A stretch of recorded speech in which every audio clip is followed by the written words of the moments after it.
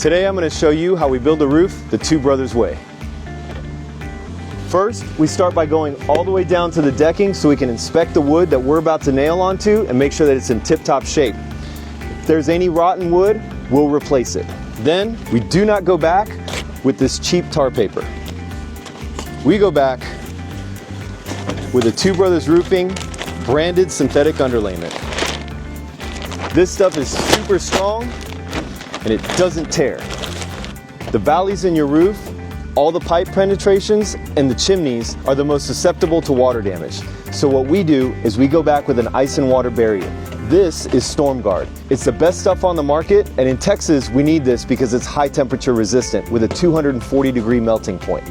What'll happen is this super sticky stuff, as you can see here, is going to melt in all those little creases and crevices, protecting your roof in all the areas that are prone to leaking.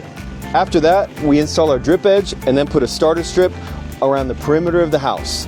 The starter strip has two functions. It protects your underlayment from UV rays, and then it has this real sticky line that sticks to the bottom of our shingle, helping keep air from shoving up underneath it and finding a weak spot in the roof and blowing out. After we've installed our shingle, we use a ventilation piece, and in this case, we're going to use Ridge Vent. Ridge Vent helps us because it allows all the hot air to come out from the attic.